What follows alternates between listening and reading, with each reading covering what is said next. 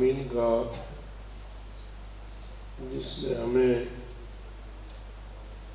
اس دنیا میں بھی کوثر عطا فرمایا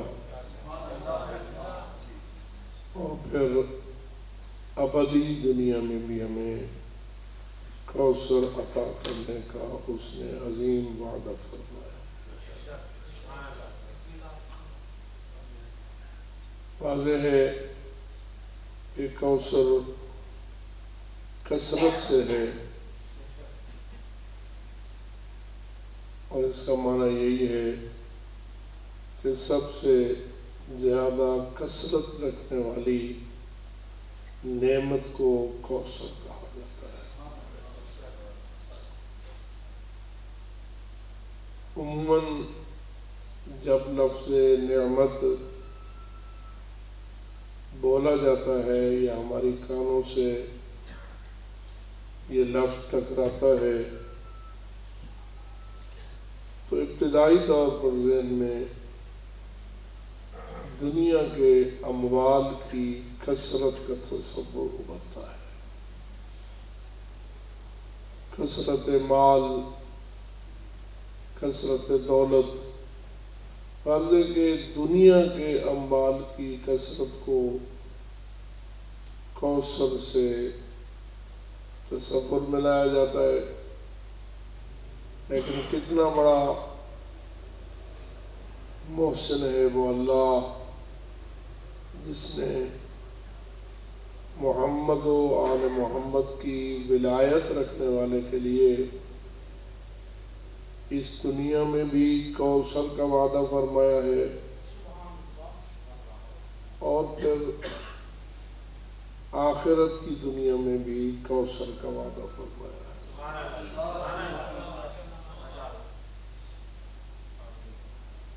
اس دنیا میں تو ایک لحاظ سے فرعون کے پاس بھی کثرت مال موجود تھی، بلکہ شاید سب سے پہلے اپنی ربوبیت کا دعویٰ کرنے والا نمرود بھی اپنی دولت کی کثرت کی وجہ سے اپنے رب ہونے کا دعویٰ کر رہا تھا۔ کہتا تھا میرے علاوہ اور کون تمہارا رب ہے، یہ نہریں میری ہیں، یہ باغات میرے ہیں، یہ مال و دنیا میرا ہے۔ بظاہر اس کو جو حکومت ملی تھی جس پر وہ بہت فخر کرتا تھا اور اتراتا تھا اور کہتا تھا کہ میری حکومت اتنی مضبوط ہے اور میری رٹ اتنی طاقت والی ہے کہ اگر وہ بچوں کو بھی ذبح کرے تو اس کو کوئی چیلنج کرنے والا۔ آج کل کی دنیا میں آپ دیکھ رہے ہیں، اگر دنیا کے کسی کونے میں کسی چھوٹے سے بچے کو بھی ظلماً تھپڑ مار دیا جائے تو اس کا اتنا پروپیگنڈا ہوتا ہے کہ پوری کائنات چیخنے اور چلانے لگ جاتی ہے۔ اور آپ جانتے ہیں کہ ماضی میں قریب ہی ایک بچے پہ جب کسی نے ظلم کیا تو پوری کائنات اس کے احتجاج میں اٹھ کھڑی ہوئی اور سب نے یہ احتجاج کیا کہ بچوں پہ ظلم نہیں ہونا چاہیے۔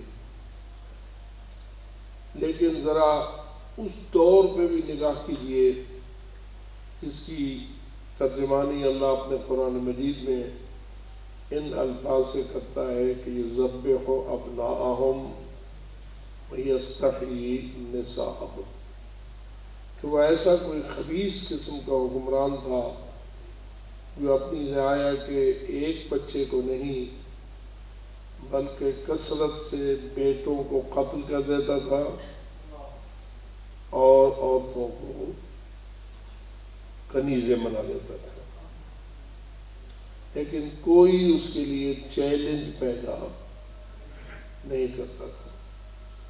مجھے نہیں معلوم اس کی ریٹ زیادہ موجود تھی اور مضبوط تھی یا عوام مردہ ہو گئے تھے، امت مردہ ہو گئی تھی. دو باتوں میں سے کچھ تو تھا. اور بظاہر اس کی طاقت نے اور اس کی ثروت نے عوام کو اتنا پائیں تر پہنچا دیا تھا کہ بچوں کے ذبح ہونے اور نسلوں کے ختم ہونے کے باوجود بھی کسی کے کان پہ کوئی جوں نہیں نکلی تھی. بلکہ اگر تاریخ کا مطالعہ کیا جائے تو اس میں یہ بات بھی لکھی ہوئی ہے کہ فقط بچوں کو ذبح نہیں کرتا تھا بلکہ اس نے آرڈر کر دیا تھا کہ مرد و زن کا باہمی تعلق بھی ختم کر دیا جائے. ہر قسم کے تعلق سے اس نے روک دیا تھا اور کوئی میاں بیوی بھی آپس میں کوئی تعلق قائم نہیں کر سکتے تھے. اور اگر چوری چھپے اپنی جبلت کے مطابق کچھ افراد میاں بیوی کا آپس میں کوئی تعلق قائم ہو بھی جاتا اور نطفہ منعقد ہو بھی جاتا تو وہ پیٹ میں بچوں کو پرورش پانے کی بھی اجازت نہیں دیتا تھا. اور اگر کوئی بچہ یا بچی حمل کی شکل میں پیٹ میں پرورش پانے لگ بھی جاتا تو اس نے ایسی جابر اور قاتل قسم کی خواتین کی ڈیوٹی لگا رکھی تھی کہ وہ ہر گھر کو چیک کرتی تھیں اور ہر خاتون کا جائزہ لیتی تھیں. اور اس دور کے تقاضے کے مطابق چونکہ سائنسی دنیا تو نہیں تھی، ایک عرصے کے بعد ہی پیٹ میں بچے کا ہونا ظاہر ہو سکتا تھا.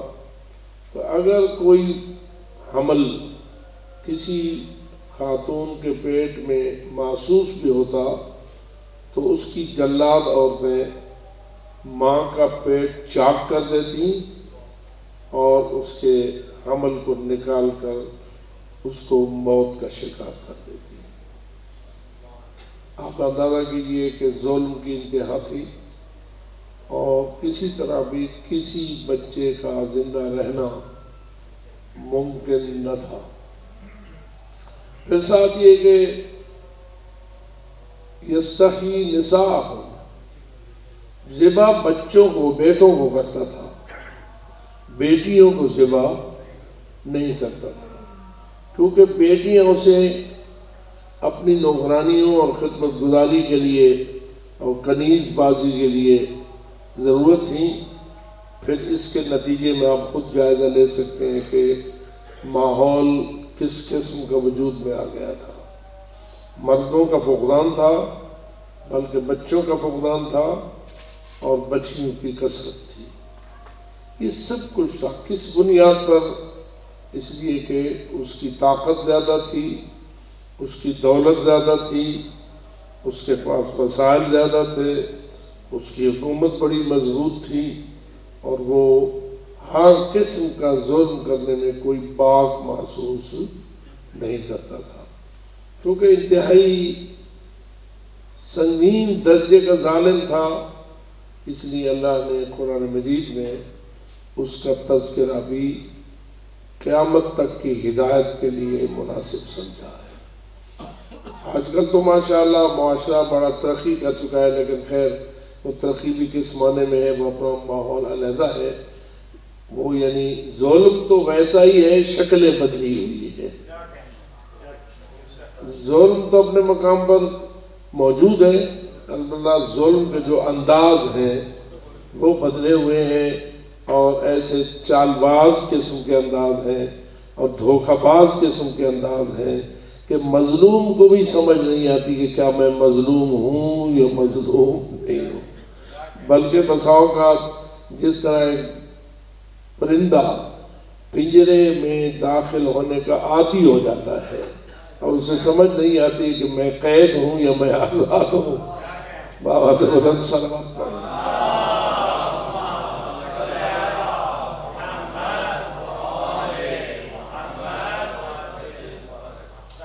میں نے یہ فقط مثال اس لیے دی ہے کہ ہمیں سمجھ آئے کہ کثرت جب دولت اور ثروت میں پیدا ہوتی ہے تو پھر بسا اوقات اس قسم کے نتائج بھی مرتب ہوتے ہیں.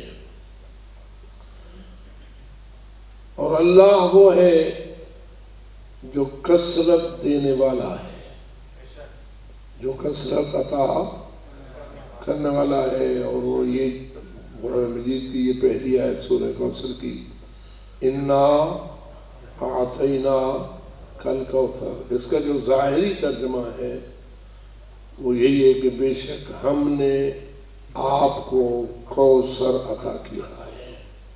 اب میں اگر آپ سے پوچھوں دینے والا کون ہے، عطیہ کون سا ہے، اور کس کو عطا کر رہا ہے؟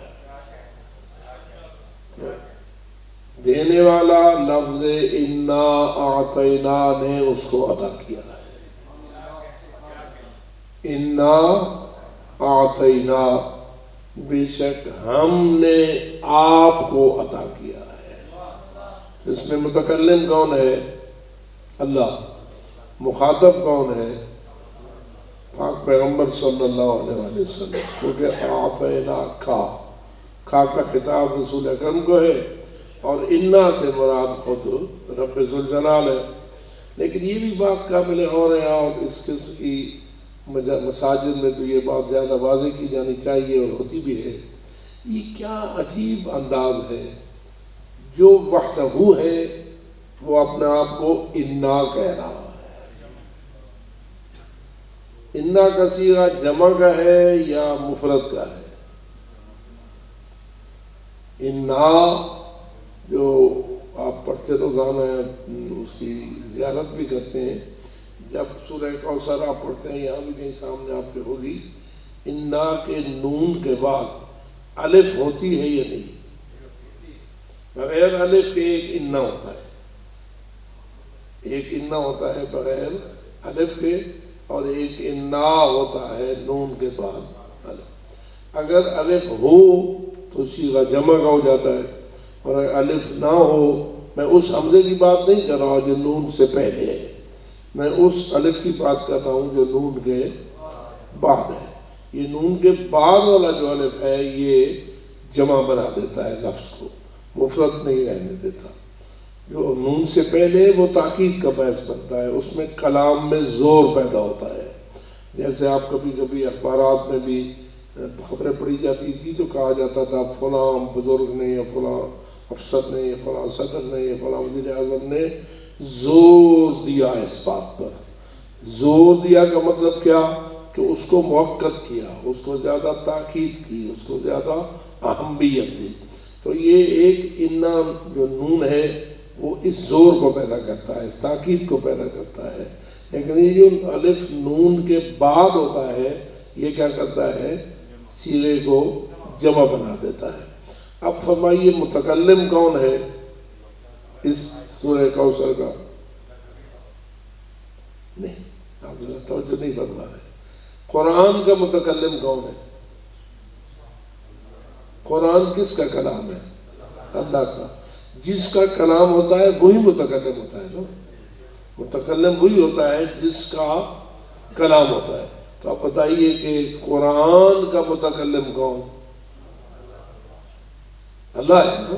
یہ علیحدہ بات ہے کہ جس کے سینے پہ اس نے نازل کیا وہ بھی پھر قرآن کا متکلم ٹھہرا، کہ اللہ نے نازل کیا قرآن کو علی قلبک، اے حبیب تیرے دل پر قرآن کو نازل کیا. تو پہلا متکلم کون؟ پہلا متکلم اللہ. اس کے بعد وہ جبریل نے اس کلام کو لیا اور اس امانت کو آپ کا امین بنا کر قلب محمد مصطفیٰ صلی اللہ علیہ وسلم کو اس کا نزول ہوا.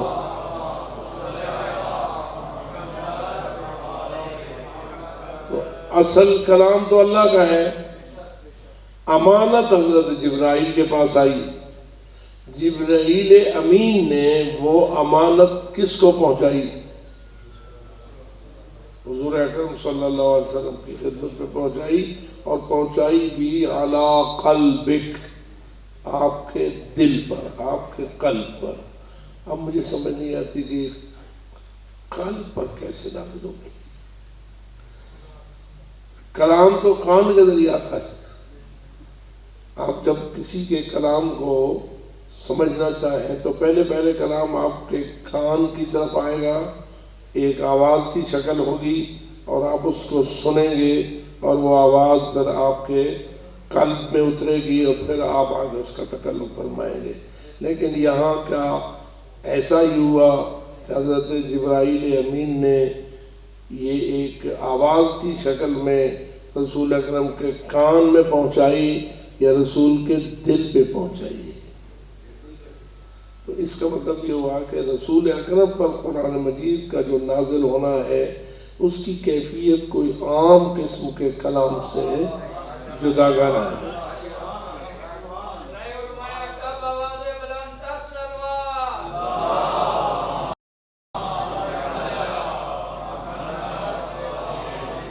اس لیے حقیقت یہ ہے کہ جب تفسیری بحثیں شروع ہوتی ہیں تو کیا وجہ ہے کہ ایک سطر کتنی کتابوں کی شکل میں، تفسیر کی شکل میں سامنے آ جاتی ہے، ایک ورقے کی کئی جلدیں اور کئی کتابیں بن جاتی ہیں، تو اس میں بہت سارے رموز موجود ہوتے ہیں، بہت سارے اشارے موجود ہوتے ہیں۔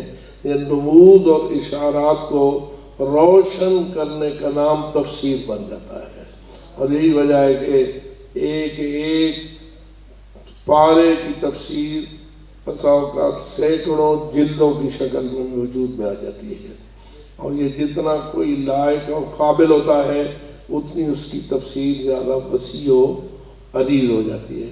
اور یہی وجہ ہے کہ حضرت امیر المومنین علی ابن ابی طالب علیہ السلام نے جب بسم اللہ کے بے کے نقطے کی تفسیر کو بیان کرنا چاہا تو بالآخر یہ کہہ دیا کہ اگر میں چاہوں تو اس کی تفسیر میں اتنا کچھ لکھ سکتا ہوں کہ کئی اونٹوں پہ وہ کتابیں لدیں جو اس کی تفسیر پر مشتمل ہوں۔ اور اس سے پتہ چلتا ہے کہ بحر علم کیا ہوتا ہے، اور رسول حضرت امیر المومنین کیوں فرماتے تھے ان لہذا بحرا جما، یہاں علم کا سمندر موجیں مار رہا ہے، اے کاش کوئی لینے والا ہوتا۔ اب آپ خود اندازہ کریں ارمان کتنا ہے امیر المومنین کے قلب میں، اپنے علم کو لینے والے نہیں پا رہے ہیں، اور اگر لینے والے بڑے بڑے شمار کیے جاتے ہیں تو وہ جنہیں فقط 40 دنوں تک ایک سورت کو یاد کرنا بھی مشکل نصیب ہوا۔ تو یہ آپ اندازہ کریں کہ جتنے لائق شاگرد کسی استاد کو ملتے ہیں اتنا ہی اس کو اپنا علم دینے میں مزہ زیادہ آتا ہے۔ اور یہی وجہ ہے کہ اگر حسن و حسین جیسے شاگرد علی کو ملیں تو پھر علم پھیلانے کی حیثیت کچھ اور ہو جائے گی۔ اور یہ ہمارے پاس ایسی روایات موجود ہیں جن میں بعض صورتوں کے متعلق یہ کہا گیا ہے کہ کچھ صورتیں ایسی ہیں جن کی تفسیر کو حاصل کرنے والے اس دور میں نہیں ہیں، آخری دور میں آئیں گے۔ آخری دور میں کچھ ایسے لوگ پیدا ہوں گے کہ جو اس دور سے بھی زیادہ لائق ہوں گے جو رسول اکرم کے دور میں موجود تھے، اور وہ ان رموز کو سمجھ سکیں گے جن رموز کو اس درمیانہ عرصے میں حاصل کرنے والوں کا وجود نہ تھا۔ اور یہ چیز اپنے مقام معصومین سے کو مستثنیٰ کرتے ہوئے اور باقی جتنی بھی امت آئی ہے ان میں قابلیت کے اعتبار سے تفاوت موجود تھا، اور اس تفاوت کے باوجود بھی معصومین ارمان کرتے چلے گئے، اے کاش کوئی حاصل کرنے والے ہوتے، اے کاش کوئی طلب کرنے والے ہوتے۔ اور پھر آخر زمانے میں ایسے لوگ آئیں گے کہ جو کہ ان علوم کو سمجھ سکیں گے اور ان تشریحات کو سمجھ سکیں گے کہ جو اس قرآن مجید کے ان آیات کے رموز میں موجود ہیں۔ اور اس کی وجہ شاید میں یہ کہہ سکتا ہوں، علوم ترقی کر رہے ہیں یا نہیں؟ آپ کے یہ جو علوم ہیں جو آپ یونیورسٹیوں میں اور کالجوں میں اور دیگر اس قسم کے اداروں میں پڑھا رہے ہیں، یہ ترقی کر رہے ہیں یا نہیں؟ ترقی کر رہے ہیں، لیکن کیا اپنے اختتام کو پہنچ گئے ہیں؟ نہیں پہنچ گئے۔ اس کا مطلب یہ ہوا کہ جو زمانہ آگے بڑھ رہا ہے علوم میں اضافہ ہوتا چلا جا رہا ہے، اور بعض ایسی چھپی ہوئی حقیقتیں کہ جو گزشتہ زمانے میں ظاہر نہیں ہو سکتی تھیں، آئندہ زمانوں میں ایسا ایسا ظاہر ہوتی چلی جائیں گی، اور پھر وہ زمانہ آ جائے گا جب وہ چھپی ہوئی حقیقتیں بھی معصومین ظاہر کریں گے کہ جو ان کے ادوار میں، ان گزشتہ ادوار میں ایسے حاصل کرنے والے موجود نہ ہو سکے جو اس زمانے میں آ جائیں گے۔ مثلا بعض روایات کے مطابق سورہ توحید ہی میں ایسے رموز موجود ہیں کہ جو آخری زمانے میں ظاہر ہوں گے۔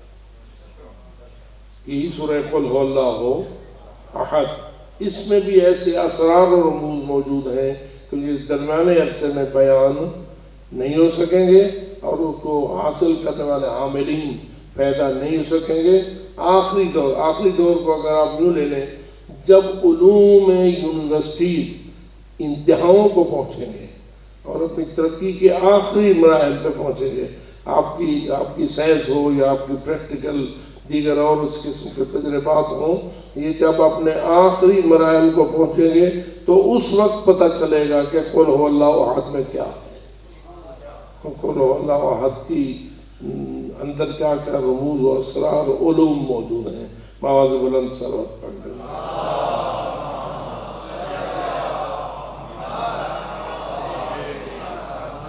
جس کے سینے میں علم ہو اور وہ دے نہ سکے،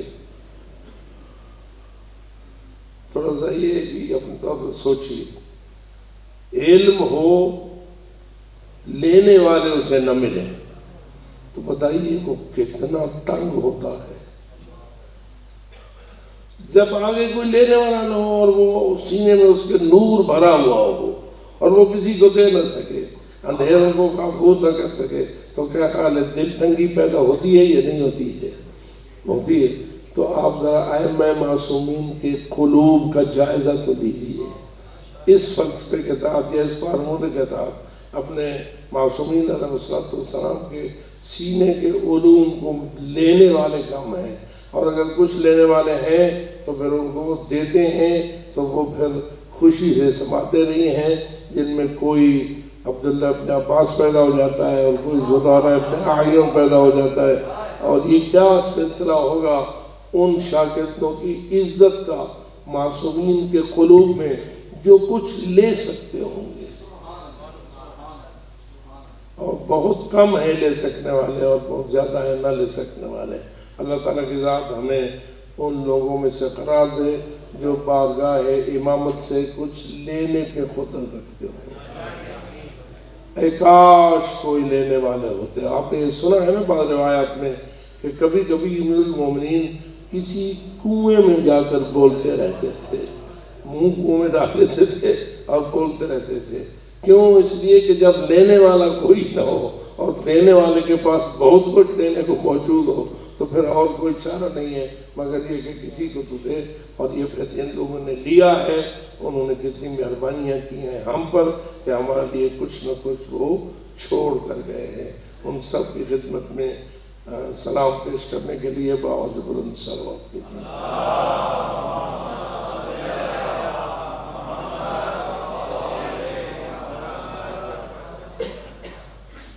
تو میں یہ عرض کر رہا تھا کہ یہی صورتحال اس کوثر کی تھی جس کو قرآن نے کوثر کہا ہے۔ اب قرآن میں کوثر کسے کہا گیا ہے؟ اِنَّا أَعْطَيْنَا کَالْکَوْثَر۔ اس کوثر سے مراد آپ کس کو لیتے ہیں؟ بی بی طاہرہ کو۔ آپ اندازہ تو کیجئے بی بی طاہرہ لے اس علم کے بحر بے کنار سے جسے آپ مصطفیٰ کہتے ہیں۔ کیا خیال ہے بی بی طاہرہ نے پاک رسول سے لیا یا نہ لیا؟ مال لیا یا علم لیا؟ زیادہ حیثیت مال کی ہے یا زیادہ حیثیت علم کی ہے؟ واضح ہے کہ مال کی کبھی اتنی حیثیت نہیں ہوتی جتنی علم کی حیثیت ہوتی ہے۔ اب آپ غور کریں، پاک پیغمبر سے کن لوگوں نے مال لیا اور کن لوگوں نے علم لیا؟ رسول اکرم کے علم کے وارث کون؟ وارث علم پیغمبر۔ کیونکہ ہماری بات میں عام طور پر مال پر زیادہ گفتگو ہوتی ہے۔ مثلا فتح ایک جاگیر تھی جو رسول اکرم نے کس کو دی؟ تھوڑا سا بولیے۔ فتح ایک جاگیر تھی اور رسول اکرم نے کس کو دی؟ Be be Tahira. جیسے کہ ہم مشہور ہے، خیبر فتح ہوا، جنگ خیبر تو آپ کو یاد ہے۔ جنگ خیبر کا نتیجہ کیا ہوا کہ خیبر فتح ہوا۔ خیبر ایک علاقہ تھا جس پر حملہ ہو، خیبر کا ایک قلعہ بھی تھا جس میں مسجد بھی تھا، یہودیوں کا قبضہ بھی تھا، سب کچھ تھا۔ بالآخر خیبر فتح ہو گیا۔ فتح ہو گیا تو روایات میں آتا ہے کہ جب خیبر کا قلعہ فتح ہوا تو اتنا مال مدینے آیا کہ مدینے کے سارے غریب امیر ہو گئے۔ ویسے مدینہ امیروں کی بستی تھی یا غریبوں کی بستی تھی؟ آپ روزانہ وہاں یہ روایات سنتے رہتے ہیں کہ اتنے غریب تھے کہ پورے کپڑے بھی نہیں ہوتے تھے اور کھانا پینا میں معمولی ہوتا تھا۔ غربا کا ایک سلسلہ تھا، کھانے پینے کے لیے جہاں اسباب زیادہ مہیا نہ تھے، بہت ساری روایات، حتیٰ کہ اتنا ہی کافی ہے کہ مسجد نبوی میں اصحاب الصفہ بیٹھے ہوتے تھے۔ یہ اصحاب الصفہ کون تھے؟ یہ ایک تھلہ تھا جس پر مدینے کے سارے غریب جا بیٹھتے تھے، اور مدینے میں جو لوگ کھانے پینے کے بعد کچھ بچ جاتا تھا ان کا، وہ آ کر اصحاب الصفہ کے پاس رکھلاتے تھے، اور یہ سارے اس بچے ہوئے کھانوں کے ساتھ مل کر آپس میں کھاتے تھے، اور یہ رسول کے اونچے صحابہ ہوا کرتے تھے۔ خیر بہرحال تو اتنی غربت تو تھی نہ۔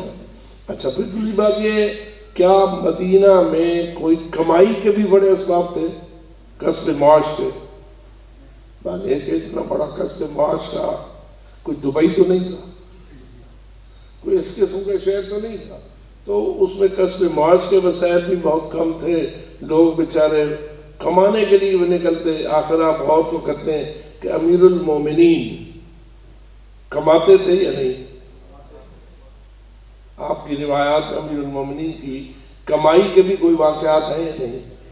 ایک روایت مثلا میں ذکر کر دوں کہ حضرت امیر المومنین مدینے کے باہر اس مقام پر جہاں آج کل احرام باندھا جاتا ہے، جو مسجد شجرہ ہے، جو مدینہ کا میقات ہے، جہاں سے جتنے بھی مدینے سے لوگ جاتے ہیں مکہ کی طرف، اس کو میقات کہتے ہیں، جہاں سے احرام باندھا جاتا ہے۔ اس مقام پر امیر المومنین نے کنویں کھودے تھے، اور کئی کنویں آج تک بھی امیر المومنین کی یادگار کے طور پر موجود ہیں۔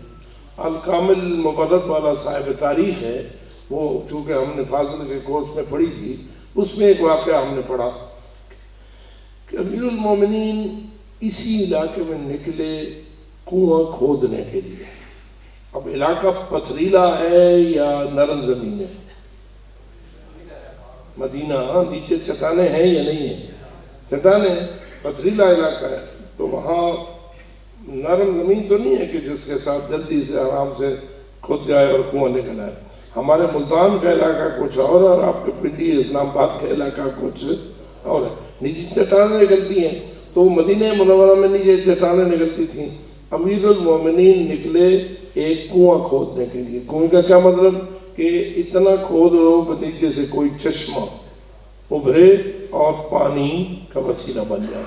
امیر المومنین نے کھودا تاکہ کافی نیچے چلے گئے، راوی کہتا ہے کہ میں نے دیکھا کہ امیر المومنین علی اپنے ہاتھ سے وہ جو گھینٹی ہوتی ہے جس کے ساتھ پتھریلے علاقوں کو کھودا جا سکتا ہے، کیونکہ ایک ہوتی ہے ہمارے ملتان کے علاقے کی کہی، اس کا طریقہ کچھ اور، اس کی بناوٹ کچھ اور ہوتی ہے، اور یہ آپ کو پتھریلے علاقے کی جو ایسی چیز ہوتی ہے جس کو گھینٹی کے نام سے یاد کرتے ہیں، وہ ذرا نوکدار اس کا ہوتا ہے، تو اس سے کھودا جاتا ہے۔ تو اس گھینٹی کے ساتھ امیر المومنین کھود رہے تھے تاکہ کوشش کر رہے تھے کہ کوئی پانی نکلے۔ نیچے سے ایک چٹان ابھری، اپنا جان ظاہر ہوئے، امیر المومنین زور سے اس گھنٹی کو مارتے، اور راوی کہتا ہے کہ میں سن رہا تھا کہ ان کے زور سے مارنے کے ساتھ ہوں کی آواز بلند ہوتی تھی۔ اب توجہ ہوگی آپ کی کہ جب کوئی شخص زور سے مارے تو آواز ہوں کی بلند ہوتی ہے یا نہیں ہوتی؟ سینے کی آواز بلند ہوتی ہے تو مارا اور ہوں نکلی، مارا اور ہوں نکلی۔ حضرت ہوں کی آواز کے ساتھ وہ گھنٹی مار رہے تھے تاکہ حضرت کی ایک ضرب چٹان کو پھاڑنے کا باعث بنی اور نیچے سے ایک پانی برآمد ہو گیا، چشمہ بھرا، اور حضرت اس میں اتر گئے۔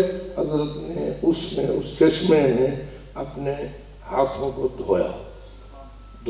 کیسے دھویا؟ ریت ملی اپنے ہاتھوں پر اور اپنے ہاتھوں کو اس چشمے کے پانی سے دھو دیا، صاف کیا۔ اور اس راوی کے الفاظ یہ ہیں کہ حضرت نے پھر یوں دونوں ہاتھوں کو اکٹھا کیا جس طرح آپ حالت دعائے قنوت میں ہاتھوں کو جوڑتے ہیں، اور یہ ہاتھ اس طرح بنائے اور اس میں پانی کو ڈالا اور فرمایا ہذہ انظف الآنیہ، یہ سب سے صاف ستھرا برتن ہے۔ فوج ہو رہی ہے؟ ہاتھ دھوئے کس سے؟ صابن لگائے ہوگا نا، صابن لگائے نہیں، آج کل تو ہم صابن لگاتے ہیں نا، صابن کے بغیر ہم ہاتھوں کو صاف ہی نہیں سمجھتے، لیکن آپ کا پہلا مولا وہ ہے کہ جو اس ریت سے اپنے ہاتھوں کو صاف کرتا ہے اور صاف کر کے پانی اس میں ڈالتا ہے اور پھر کہتا ہے ہذہ انظف الآنیہ، یہ وہ برتن ہے جس سے بہتر اور صاف برتن کوئی ہو ہی نہیں سکتا۔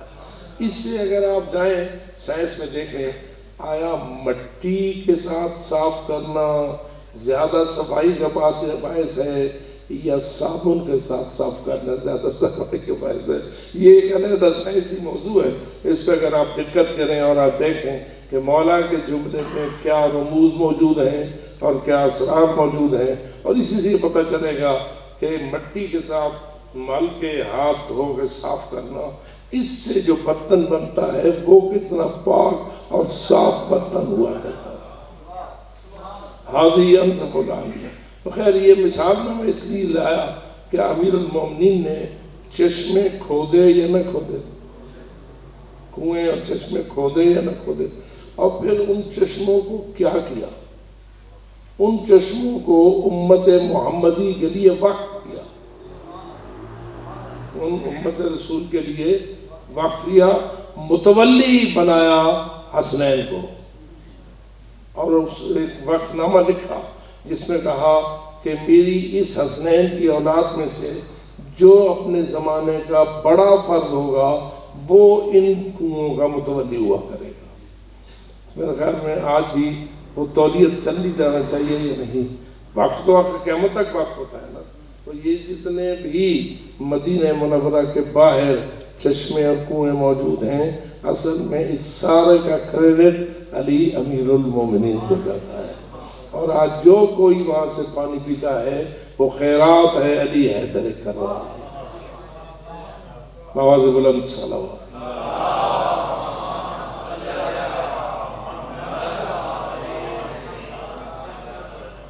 تو یہ ساری چیزیں روایات میں ہمارے پاس محفوظ ہیں، بات کرنے کے لیے دقت چاہیے ہوتی ہے۔ خیر بہرحال تو میں یہ عرض کر رہا ہوں کہ حضرت زہرا سلام اللہ علیہا کو فتق والوں نے اپنا فتق رسول اکرم کو دے دیا تھا۔ یعنی یہ فقط یہ وضاحت کرنے کے لیے عرض کر رہا تھا کہ خیبر جب فتح ہو گیا، خیبر بذریعہ جنگ فتح ہوا، یا بذریعہ سلو فتح ہوا؟ کس نے جنگ لڑی؟ اب پتہ چلا کہ خیبر بھی علی کی مہربانی ہے، غریبوں کو امیر کرنے والا بھی اس لحاظ سے خود علی ہے۔ خیر اب وہ جناب جب خیبر فتح ہو گیا، مال و دولت آ گیا، مدینہ والے امیر ہو گئے اور خیرات امیر المومنین کی تقسیم ہو گئی۔ خیر تو اب جو فتح اس کے ساتھ دوسرا جو موضع کہہ سکتے ہیں، یہ بستی آپ کہہ سکتے ہیں، ایک دوسرا موضع ساتھ تھا، آج بھی اپنے مقام پر موجود ہے، وہ ہے زرخیز، وہاں کھجوروں کے باغات ہیں۔ تو فتح والے ڈر گئے، خیبر کی فتح کو دیکھ کر فتح والے گھبرا گئے کہ اب لشکر مسلمین ہم پہ حملہ آور ہوگا اور نتیجہ یہ ہوگا کہ ہمیں بھی شکست دے دیں گے۔ پھر جب شکست ہوتی ہے تو بات اور ہو جاتی ہے۔ تو وہ گھبرا گئے اور پاک رسول کی خدمت میں آئے کہ آپ ہم پہ حملہ نہ کیجئے، ہم اپنا فتح خود آپ کو پیش کرنے کے لیے تیار ہیں۔ چنانچہ وہ فتح رسول اکرم کو پیش کر دیا گیا اور ساتھ انہوں نے عرض کیا کہ یہ زمین کے مالک آپ رہیں گے، البتہ آپ اس کی پیداوار میں سے نصف ہمیں دے دیتے رہیں گے، نصف آپ کا رہے گا۔ رسول اکرم نے اس بات کو قبول کر لیا اور نتیجہ نکلا کہ قرآن نازل ہوا کہ جس علاقے کو آپ کے لشکر نے فتح نہ کیا ہو، گھوڑے نہ دوڑائے ہوں، اونٹ نہ دوڑائے ہوں اور لوگ ڈر ڈر کے آپ کو دے کے چلے جائیں، اس میں مجاہدین کا حصہ نہیں ہے۔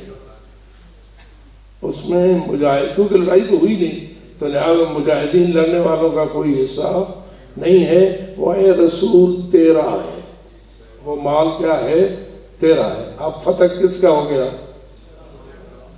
ذاتی رسول اکرم کا ہو گیا نا۔ میں وضاحت اس لیے کر رہا ہوں تاکہ یہ چیزیں پھر بات کو آپ کو فائدہ دیں گی۔ تو خیبر کی پوزیشن کچھ اور ہوئی اور فتح کی پوزیشن کچھ اور ہوئی۔ فتح ہو گیا خود رسول اکرم کا ذاتی مال جو اللہ نے رسول اکرم کا قرار دے دیا۔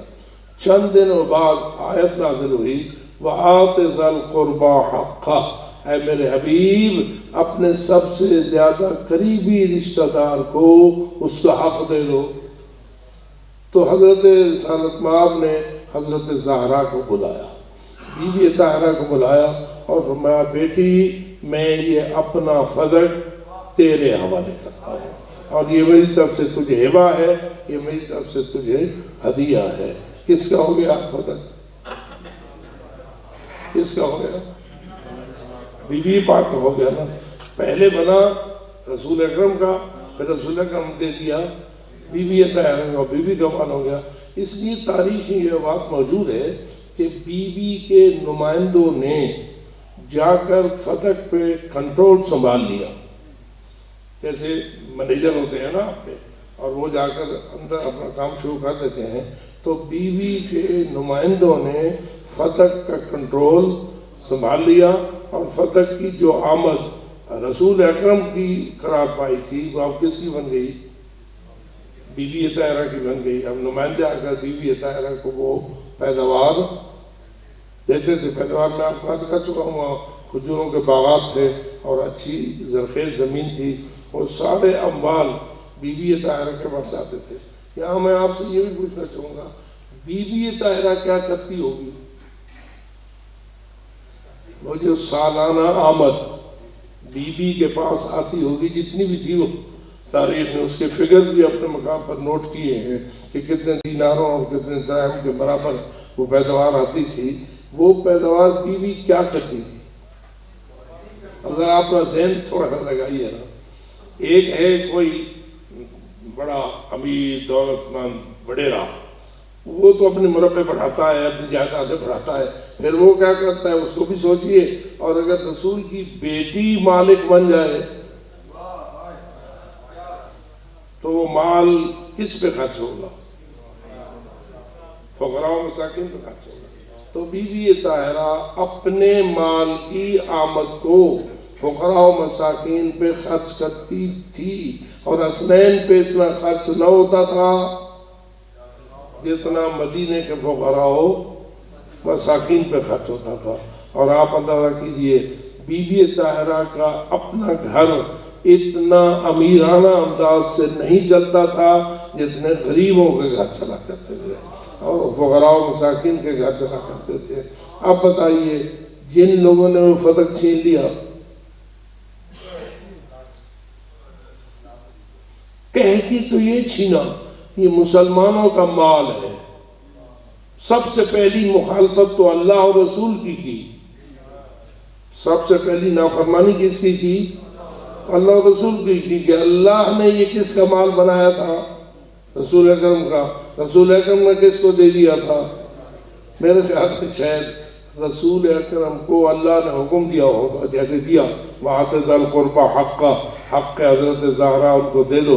یہ دیا اس لیے تھا تاکہ کل پتہ چلے کہ لوگ کس قسم کے ذہن کے لوگ ہیں اور کس قسم کی سوچ کے مالک ہیں۔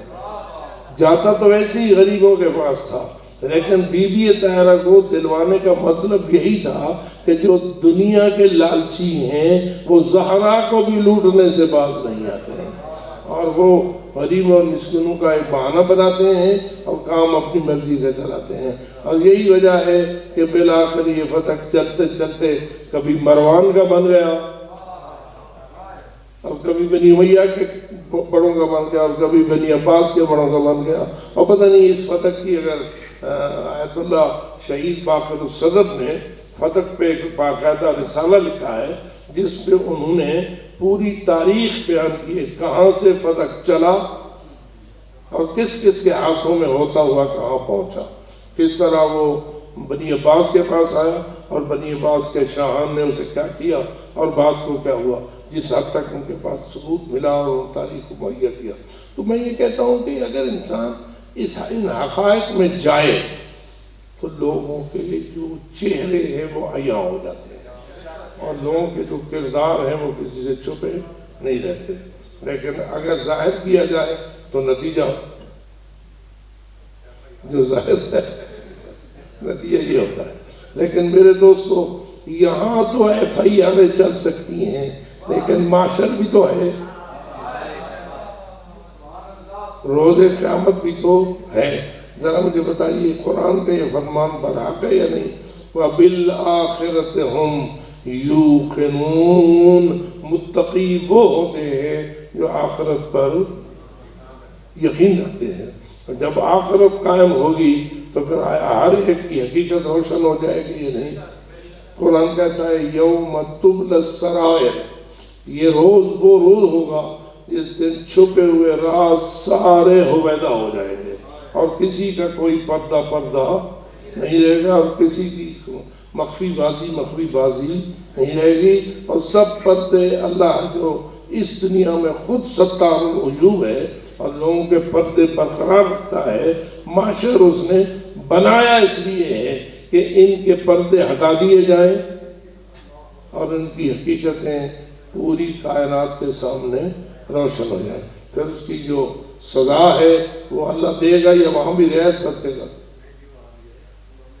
معاشرے میں کوئی رعایت شہر تو ہونی چاہیے۔ ہم ہیں رعایت کے عادی، ہم ہیں رعایت کے عادی۔ آپ کے لیے تو خیر اللہ نے ولایت علی کے صدقے رعایت ہی رعایت رکھی ہوئی ہے، لیکن اس رعایت سے ناجائز فائدہ اٹھانا یہ کسی مومن کا کام نہیں ہے، یہ کسی ولایت والے کا کام۔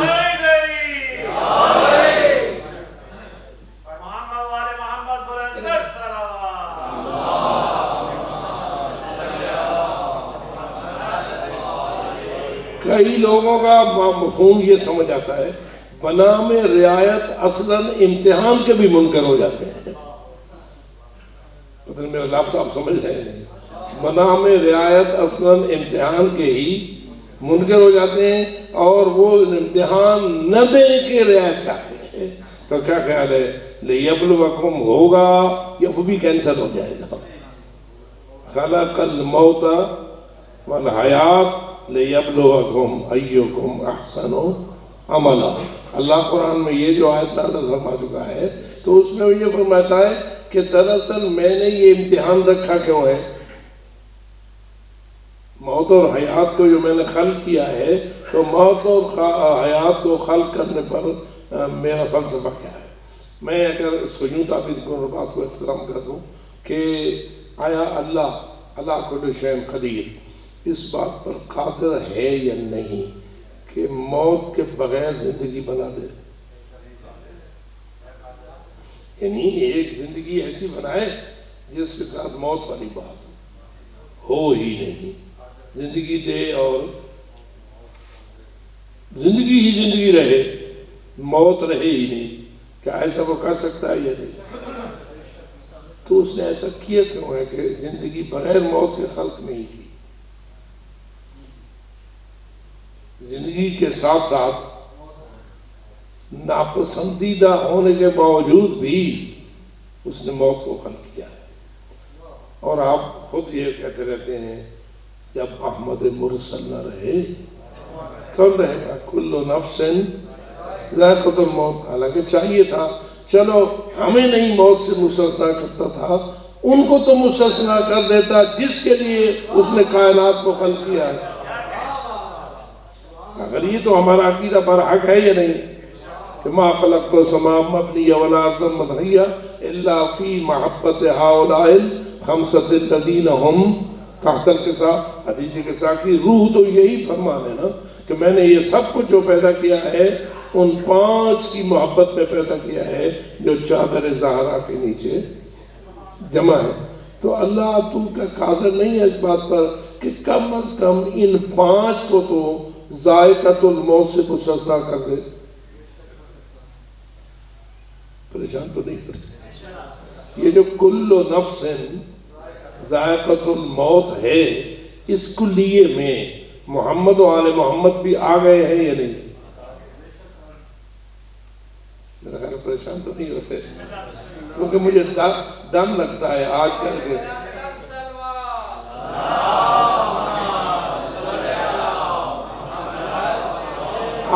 کے بیانات مجالس کچھ اتنے عجیب و غریب انداز اختیار کر چکے ہیں کہ بعض حقائق کو روشن کرتے ہوئے بیان کرنے والے کو بھی ڈر لگتا ہے کہ پتہ ہی کہیں میری بات کو قبول کیا جائے گا یا نہیں۔ تو اس لیے میں آپ سے یہ اپیل کر رہا ہوں، 5 تن پاک یا 14 معصومین علیہ السلام نخبہ کائنات ہے نا، ان کے لیے اللہ نے ساری کائنات کو خلق فرمایا ہے فی محبت ہؤلاء الخمسۃ الذین هم تحت القصا۔ کیا مناسب نہیں تھا، ذرا تھوڑا سا اپنے ذہن پہ زور دیجئے، کیا مناسب نہیں تھا کہ اس دنیا والی موت سے اللہ ان پاک ہستیوں کو مستثنا کر دیتا؟ آپ کا ذہن جو ان کی عظمت پر ایمان رکھتا ہے وہ کیا مشورہ؟ چلو میں عقیدے کی بات نہیں کرتا، مشورے کی بات کرتا ہوں۔ آپ کیا یہ مشورہ دیں کہ اللہ ان 14 ہستیوں کو موت کے ذائقے سے مستثنا کر دیتا؟ کر سکتا تھا یا نہیں؟ ٹھیک ہے نا، لیکن فلسفہ ختم ہو جاتا زندگی اور موت کا۔ دوسری بات یہ کہ بھئی رسول اکرم کی خلافت جس نے امت کو 2 حصوں میں تقسیم کر دیا ہے، مسئلہ خلافت رسول نے اس پوری امت محمدی کو 2 حصوں میں تقسیم کر دیا ہے۔ ایک خلافت کے اس معنی کے قائل ہے جس کے آپ قائل ہیں، اور ایک خلافت کے اس مفہوم کے قائل ہیں جس کے دوسرے بھائی قائل ہیں۔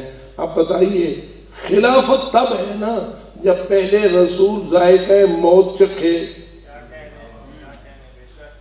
رسول اگر ذائقہ موت سے گزرے گا تو خلافت کا سوال پیدا ہوگا کہ علی وارث ہے یا کوئی اور وارث ہے، اور اگر یہ اصل وہ موت کا ذائقہ رسول کے لیے نہ ہو تو پھر تو وہ ہیں، پھر تو وہ ہیں۔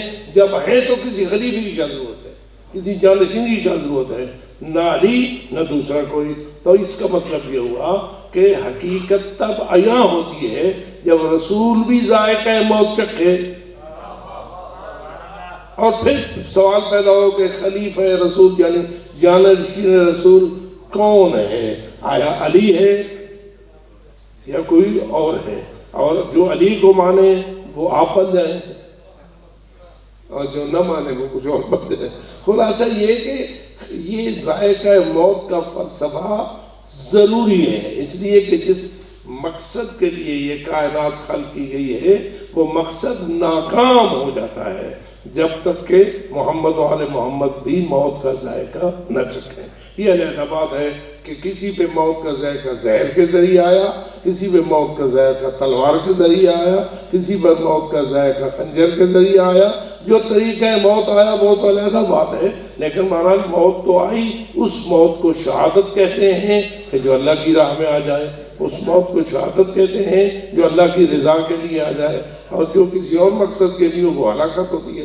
لیکن بہرحال اپنے مقام پر یہ بات روشن ہے کہ اللہ رب العزت نے یہ جو نظام بنایا ہے یہ بے مقصد نہیں ہے، اس کی بہت بڑی حکمتیں ہیں اور بہت بڑے رموز و اسرار ہیں، اور یہی وجہ ہے کہ جب احمد مرسل نہ رہے کون رہے گا۔ اور بی بی طاہرہ سلام اللہ علیہ کو بھی اللہ نے اس ماحول سے گزارا، اور یہی وجہ ہے کہ کس عمر میں بی بی طاہرہ نے اس مصیبت کو سہا اور اس دکھ کو دیکھا۔ آپ یاد کریں کہ 18 سال گزرا اور ظالموں کی طرف سے یہ ظلم کی حقیقت گزرا۔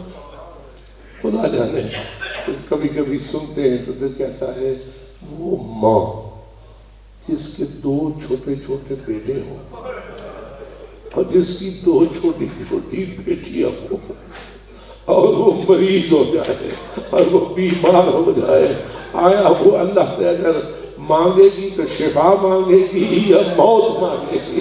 آیا وہ شفا مانگے گی یا اپنے لیے موت مانگے گی؟ ہر گھر میں مصیبتیں آتی ہیں، ہر گھر میں دکھ آتے ہیں، ہر گھر میں مصائب و آرام آتے رہتے ہیں، اور جب بھی کوئی ایسی ماں بیمار ہوتی ہے جس کے 2 چھوٹے چھوٹے بیٹے ہوں، جس کی 2 چھوٹی چھوٹی بیٹیاں ہوں، تو مسجدوں میں دعائیں، امام بارگاہوں میں دعائیں، مجلسوں میں دعائیں، جگہ جگہ اپیلیں کی جاتی ہیں، دعا کرو اللہ فلاں کی بیماری کو شفا میں تبدیل فرمائے، کیونکہ وہ بچوں کی ماں ہے، اس کے چھوٹے چھوٹے بیٹے ہیں، اس کے چھوٹے چھوٹی بیٹیاں ہیں۔ ذرا بتاؤ تو صحیح زہرا کے بیٹے کون تھے اور زہرا کی بیٹیاں کون تھی؟ ایک بیٹا حسن تھا اور دوسرا بیٹا حسین تھا، اور ایک بیٹی زینب کبریٰ تھی اور دوسری ام کلثوم تھی، اور سب کی عمریں چھوٹی چھوٹی تھی۔ 6-7 سال کی عمر سے بڑھ کر بیٹے نہ تھے، 3-4 سال کی عمر سے بڑھ کر بیٹیاں نہ تھیں، بیٹیاں بھی چھوٹی چھوٹی، بیٹے بھی چھوٹے چھوٹے، اور ماں مریض ہو گئی ہے، ماں بستر پہ ہے۔ روایات کہتی ہیں بستر پہ ہوتی تھی اور اللہ سے کہتی تھی اللہم عجل لی وفاتی، اے اللہ مجھے جلدی وفات دے دے، اے اللہ مجھے جلدی وفات دے دے۔ میں پوچھتا ہوں اللہ جانے زہرا جب تو اپنے بچوں کو سامنے دیکھتی ہوگی، بچیوں کو سامنے دیکھتی ہوگی، تو تیرا دل تو یہ کہتا ہوگا کہ تو اللہ سے شفا کی طلب کرے، تو اللہ سے شفا کا مطالبہ کرے، اور تو ایسی بیوی ہے اگر اللہ سے مطالبہ کرے تو اللہ تیرے مطالبے کو رد نہیں کرتا، اللہ تیرے مطالبے کو رد نہیں کرتا۔ لیکن واضح ہے بیوی کیا دعا مانگتی ہے؟ اللہم عجل لی وفاتی، اے میرے اللہ مجھے جلدی بھلا دے۔ اٹھتی تھی تو دیوار کا سہارا لیا کرتی تھی، اٹھتی تھی تو دیوار کا سہارا لیا کرتی تھی، اور بڑی مشکل کے ساتھ چلتے چلتے اپنی زندگی کی ضروریات کو پورا کرتی تھی۔ وضو کے لیے پانی چاہیے اور اس قسم کے دیگر امور کی انجام دہی چاہیے، تو بیوی اٹھ نہیں سکتی تھی، اٹھتی تھی تو دیوار کا سہارا۔ بلکہ روایات میں ہے کہ جس دن بیوی نے خواب دیکھا اور خواب میں پاک پیغمبر کی زیارت فرمائی، دیکھا کہ رسول اکرم ایک موتیوں کے محل میں تشریف فرما ہے اور ملائکہ نے آپ کا جھرمٹ کیا ہوا ہے، تو بی بی بابا کو دیکھ کے کہتی ہے بابا مجھے بھی یہاں بلا لو نا، مجھے بھی یہاں بلا لو نا۔ اور حضرت رسالت میں آپ فرماتے ہیں ہاں میری بیٹی آج رات تو میرے پاس پہنچنے والی ہے، آج رات تو میرے پاس پہنچنے والی ہے۔ عزادارو بی بی کی آنکھ کھل گئی، آنکھ کھل گئی تو سمجھ آیا آج میری زندگی کا آخری روز ہے، آج میری زندگی کا آخری روز ہے۔ اب بستر سے اٹھنے پر قادر تو نہ تھی لیکن پھر بھی اٹھی ضرور ہے، اٹھی ضرور ہے۔ کیسے اٹھی ہے؟ اٹھ کے دیوار کا سہارا لیا اور سہارا لے کے چلتے چلتے چلتے گھر کے اس کونے میں پہنچی جہاں پانی کے برتن پڑے ہوئے ہوتے تھے، یعنی وہ پانی جو ذخیرہ ہوتا تھا، بڑے برتن جن میں پانی ڈالا جاتا تھا۔ بی بی اس پانی کے کنارے گئی۔ اب میں پوچھتا ہوں بی بی نے یہ زحمت کیوں کی؟ اسی لیے کی تاکہ میں اپنے آپ کو آخرت کے لیے تیار کروں، میں آپ کو اپنے بچوں سے جدا ہونے کے لیے تیار کروں، مختصر کروں۔ آخر بی بی کی جب وفات ہو گئی اور حسنین شریفین باہر سے اندر آئے تو حضرت اسماء بنت امیس نے کہا تمہاری اماں تو اللہ کے پاس چلی گئی۔ روایت کہتی ہے حسنین آئے، قبرے میں بی بی وفات ہو چکی تھی۔ اس جملے کو ذرا سمجھیے کہ ایک بیٹے نے چہرے پہ بوسے دینا شروع کیے اور دوسرے بیٹے نے پاؤں کے تلووں کو چھو۔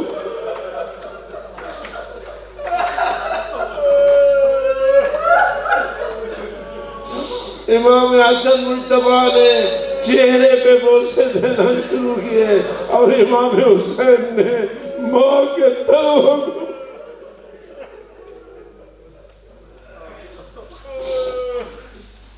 اِنَّا لِلَّهِ وَإِنَّا إِلَيْهِ رَاجِعُونَ۔ اللَّهُ رَحْمَةُ اللَّهِ عَلَيْهِ وَسَلَّمَ۔ بی فاطمہ زہرا، بی فاطمہ زہرا، بی فاطمہ زہرا،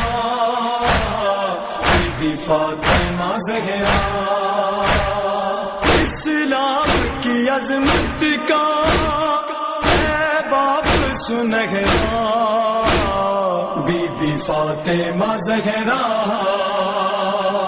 بی فاطمہ زہرا،